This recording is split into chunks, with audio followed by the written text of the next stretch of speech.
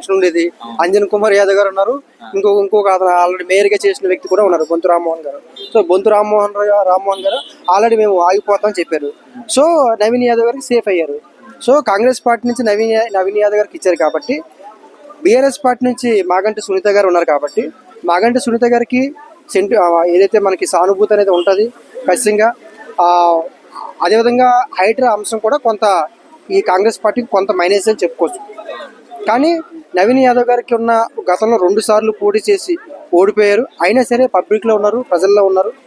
ప్రజా సమస్యల మీద, ప్రజా ఇష్యూస్ మీద ఎప్పటికప్పుడు స్పందిస్తూ ఎవరికైనా సమస్య వచ్చినా సరే వెళ్ళి స్పందించే వ్యక్తిత్వం ఆయనకు ఉంది కాబట్టి, ఈయనకి అధికారం ఇచ్చినట్లయితే, ఈయనకు ఒక అవకాశం ఇచ్చినట్లయితే ఖచ్చితంగా మాకు మంచి జరుగుతుంది అన్న ఫీలింగ్ మాత్రం ఎక్కువ ఓటర్లో ఉంది. మరి 15 మనం 3 సార్లు ఎమ్మెల్యేగా పోటీ చేసి ప్రజలకి అభివృద్ధి చేశాడు అని చెప్పేసి అయితే పేరుంది మాగంటి గోపీనాథ్ గారికి. అంటే ఆయన పోటీ చేస్తే గెలుస్తాడు ఇండిపెండెంట్గా అన్న పేరు కూడా ఆయనకుంది. ఇప్పుడు వాళ్ళ వైఫ్ టికెట్ని ఇవ్వడం వల్ల కృతజ్ఞత ఓట్లు, మన సింపతి ఓట్లు పడే ఛాన్స్ ఉంది కదా.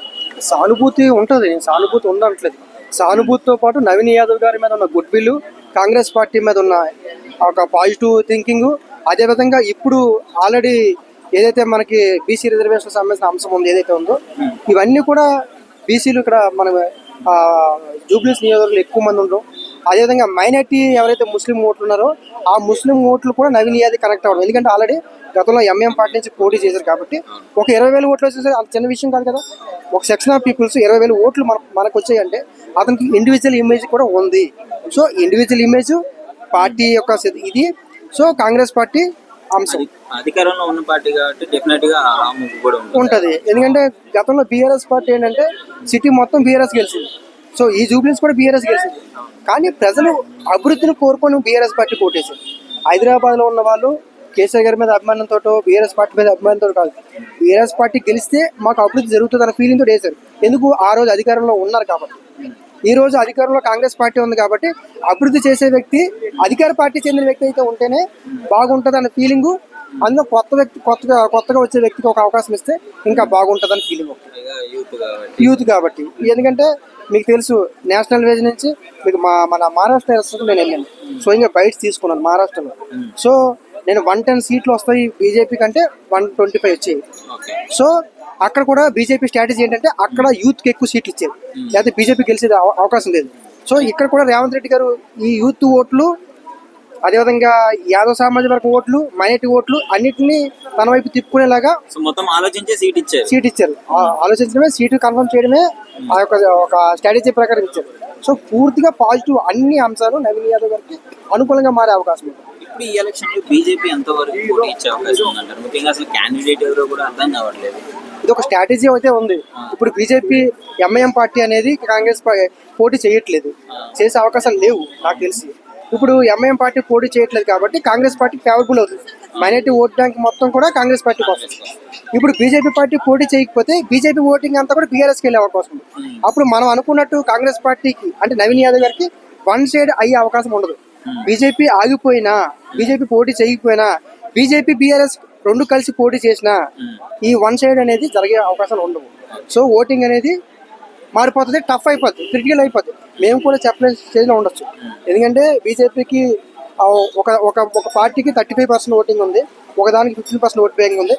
ఆ లెక్కలు అంటే ఏ పార్టీకి ఎంత గ్రాఫ్ ఉందో పర్సెంటేజ్ ప్రకారం లెక్కేస్తే బీజేపీ కనుక బీఆర్ఎస్ పార్టీ మద్దతు ఇచ్చినట్లయితే మాత్రం ఈ ఎలక్షన్స్ పూర్తిగా టఫ్ అయిపోతాయి. కాంగ్రెస్ లో ముఖ్యంగా తీసుకుంటుంటే నాకు ఫస్ట్ నుంచి డౌట్ వర్గపోరు కొంచెం ఉంటుంది. అంటే ఒక సీట్ సీఎం సీట్ అయినా కావచ్చు, ఎమ్మెల్యే సీట్ అయినా కావచ్చు, సీట్ కన్ఫర్మ్ చేయడానికి కూడా ఒక విషయం కొంచెం వార్ అయితే నడుస్తుంటుంది. ఇప్పుడు మరి ఆ సీట్ ఇవ్వకుండా ఉన్న వాళ్ళు వాళ్ళ వర్గం ఓటేయకుండా ఉండే ఛాన్స్ ఉందంటారా? ఎక్కడ మన కాంగ్రెస్ ఇప్పుడు అంజన్ కుమార్ యాదవ్ గారు కూడా యాదవ్ సామాజిక, నవీన్ యాదవ్ గారు కూడా ఒకటే సామాజిక. సో ఒకటే సామాజిక వర్గంలో పోరు అనేది ఉంది. అందులోనూ ఒకటే సామాజిక వర్గం సంబంధించిన సామాజిక వర్గం ఒకటే, పార్టీ ఒకటే. సో ఆయన కొంత దూరం అయినా సరే చాలా కాలం అయింది. సికింద్రాబాద్ ఎంపీకి అంజన్ కుమార్ యాదవ్ గారు చేసి చాలా కాలం అయింది. ఇప్పుడు యూత్కి ఇవ్వాలి, స్థానికంగా ఉన్న వాళ్ళకి ఇవ్వాలి, అందుబాటులో ఉన్న వాళ్ళకి ఇవ్వాలి అనేది కేవలం నవీన్ యాదవ్ గారు ఈ ఎలక్షన్ లో పోటీ చేస్తే మీరు చెప్పినట్టు అది డివైడ్ అవుతుంది. సో ఆయన ఆల్రెడీ 2 ఎలక్షన్లో పోటీ చేశారు. అంజన్ కుమార్ యాదవ్ గారు 2 ఎలక్షన్లు మన జూబ్లీస్ లో పోటీ చేయలేదు కదా. సో ఇప్పుడు ఆ అంశాన్ని అంత సీరియస్ గా తీసుకోరు. సో ఒకవేళ దీన్ని పర్టికులర్ గా ఈ ఎలక్షన్ కోసం దించినట్లయితే మేబీ ఇలాంటి వర్గపోరు అయితే జరిగే అవకాశం ఉండేది అంటారు. అంటే ఇప్పుడు ఓన్లీ ఈ ఎలక్షన్స్ కోసమే తీసుకొచ్చారు అంజన్ కుమార్ యాదవ్ గారు. ఇప్పుడు నవీన్ యాదవ్ గారు ఆల్రెడీ 2 సార్లు పోటీ చేశారు. సో ఈ గతంలో కూడా ఆయన వచ్చి ఉంటే మీరు అన్నట్టు గతంలో కూడా ఆయన ఇదే జూబ్లీస్ నియోజకవర్గంలో ఉండి ఇదే రకంగా నవీన్ కుమార్ యాదవ్ లాగే వేరే పార్టీ నుంచి పోటీ చేసి ఓడిపోయో లేదా ఆగిపోయో ఉంటే ఖచ్చితంగా మీరు అన్నట్టు ఓట్లు చీలిపోతాయి. కానీ ఆయన కేవలం ఈ ఎలక్షన్స్ మాత్రమే జూబ్లీస్ నియోజకవర్గం రావడం జరిగింది. గతంలో ఆయన సికింద్రాబాద్ ఎంపీ అనేది జూబ్లీస్ నియోజకవర్గంలో ఉంది కాబట్టి అప్పుడు ఆయన పడ్డ ఓట్లు వేరు, అప్పుడు సిచ్యువేషన్ వేరు. సో కొంత ఆయన దగ్గర బంధువులు దూరం అయితే అయి ఉండొచ్చు, కానీ ఇక్కడ పార్టీని గెలిపించాలనే అంశం కూడా ఉంటుంది. రేవంత్ రెడ్డి గారు వీళ్ళందరినీ కూడా కలుపుకొని తీసుకెళ్తారని నేను అనుకున్నాను. సో ఈసారి నవీన్ గారి 90% గెలిచే అవకాశం ఉంది అని మీ అభిప్రాయం?